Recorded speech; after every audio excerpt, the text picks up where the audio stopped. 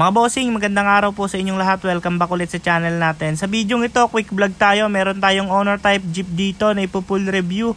Bali, ito ay gawa ng Team Silverchair mga bossing, Tamiya owner type Jeep. Ayan, pakita ko sa inyo muna mga bossing yung kanyang mags na ginamit at gulong.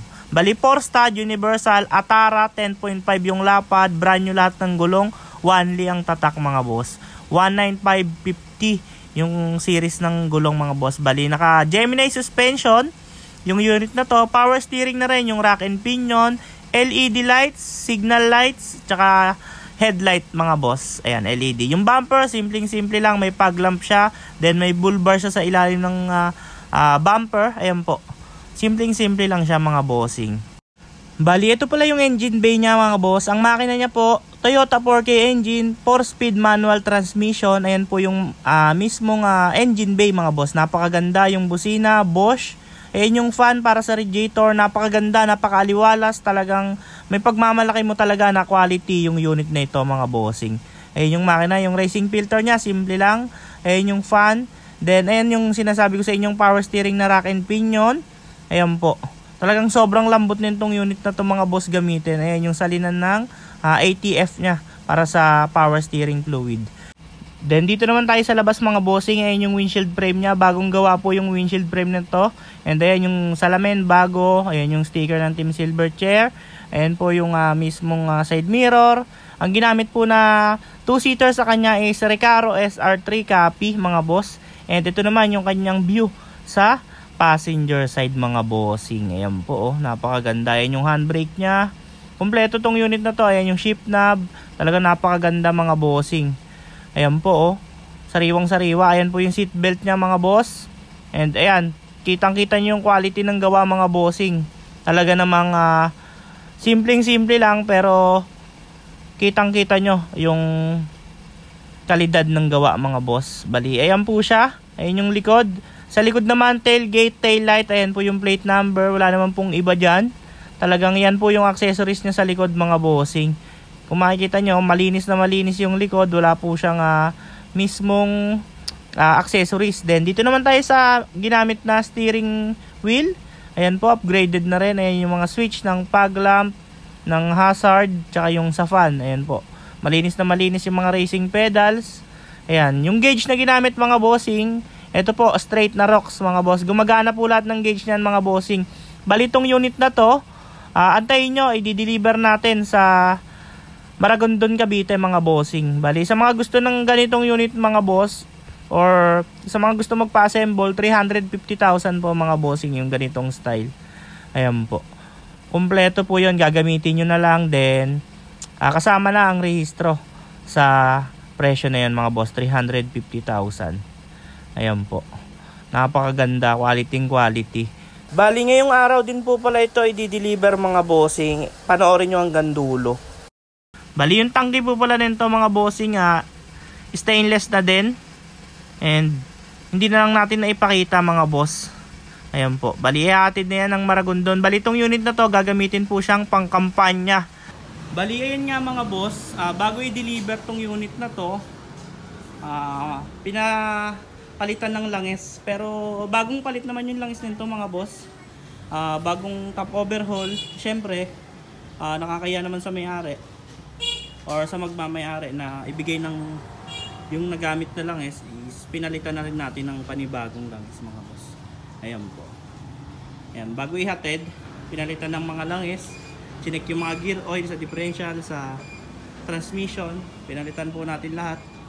Then ayan, bagong PMS na tong unit na to mga bossing. Pagtapos nito yung PMS, ihatid na natin siya sa Maragondon, Cavite mga boss. Ayan nga mga boss, palis na tayo. Kinakapit na lang yung habong kasi gagamitin tong pangampanya. Ayan po, bali ito yung gagamitin natin na panghatid. yung ginamit na habong dyan.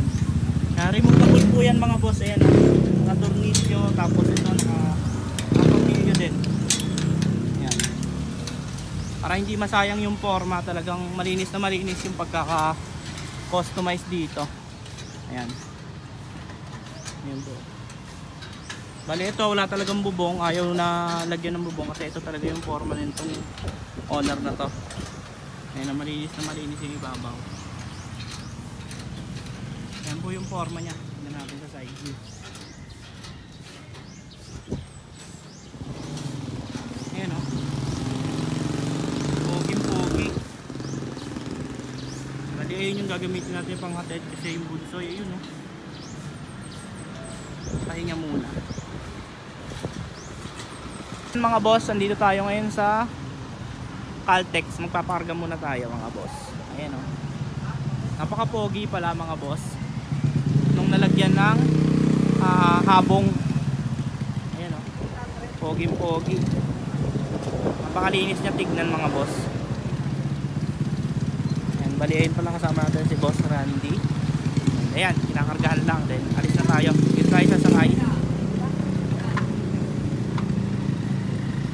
Ayan po mga boss. Bali okay na.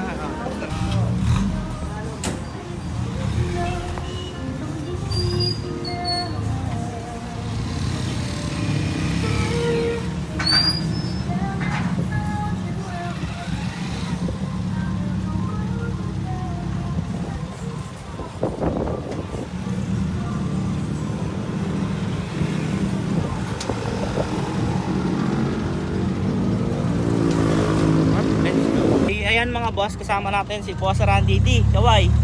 Yung bali, dito tayo ngayon sa Imus pa lang. Papunta tayo ng Maragondon. Ayan, inaantay natin na lumilim talaga para syempre hindi mainit na mainit. Ayan, kasi wala tong bubong yung dala natin mga boss. May bubong pero nasa taas. Ayan o, kung makikita nyo mga boss.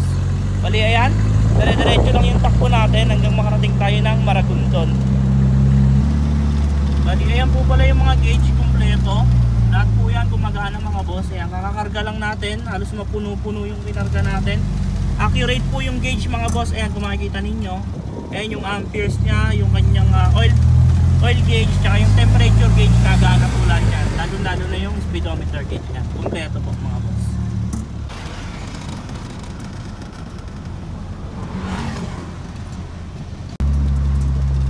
Fast forward tayo mga boss. Bali dito tayo dumaan sa shortcut sa Antel, and ang labas na natin is Gentry na, Bacau Gentry. Ayan, sa mga nakakaalam mga boss, yan si Manny.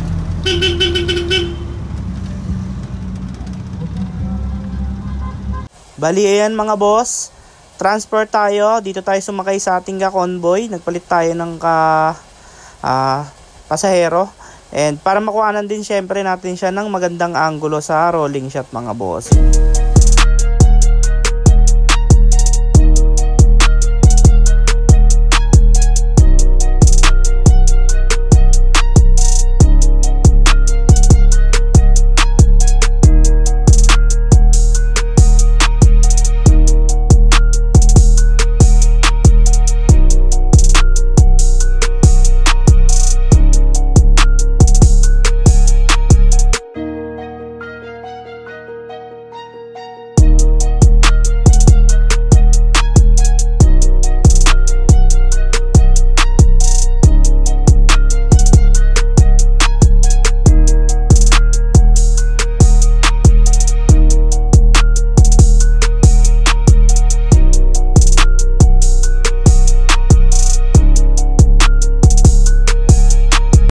Baliin nga mga bossing, fast forward tayo ulit. Andito na tayo sa arko ng Maragondon, Cavite. Bali, inabot na tayo, saktong-sakto, padilim, gawa ng hindi tayo nagpaaraw. At masakit sa balat mga boss dahil summer na. Ayan, saktong agaw dilim yung dating natin dito sa Maragondon. Baliin nga mga bossing, andito na tayo sa meet up place. Bali itong lugar na to mga bossing, kung matatandaan nyo, dito din po tayo naghatid ng isang owner type jeep na ganito yung itsura mga boss. Sa Bukal 1, Maragondon, Cavite. Bali, yung unit na yon, yung hinatid natin, papasyalan natin mamaya kasi hindi daw maandar, sabi ng may-ari. Kasi yung may-ari no, nasa ibang bansa na hindi niya na nagagamit yung unit. At mamaya papasyalan natin, papakita ko din sa inyo. Ayun o, doon sa tinuturo ko mga boss, andun yung isang unit na hinatid natin mga bossing. Bali, ayan na nga mga boss, inaantay na lang natin yung may-ari ng owner type jeep na to. And pagkatapos nga mga bossing ng transaction, ayan, picture, and then, ayan, kinuha na ni boss yung unit mga boss, done deal na. Bali, yung unit na yan mga boss, gagamitin niya sa pangampanya. Ayan po. Bali, ito naman mga boss, lipat naman tayo dito. Ito yung unit na hinatid natin dito mga boss, nung nakaraang buwan pa. Ayan, siguro, last year natin hinatid to dito. Nung mga, siguro, November. And, nung January daw mga boss, kahit sino daw mekaniko yung pumunta dito, dinala na nila sa Mendez. Sino yung humipo. Ang naging problema lang naman nito mga bossing yung yung distributor. Hindi po makapa ng ibang mekaniko, and then ito, timing lang. Yung mekaniko po pala natin mga boss, siya po yung pinaka the best na mekaniko pagdating sa mga owner mga boss. Ayan yung lagi nating kasama, si Kuya Danny. Kung mapapanood ni Kuya Danny to, shoutout sa iyo Kuya Danny, napakalupit mo.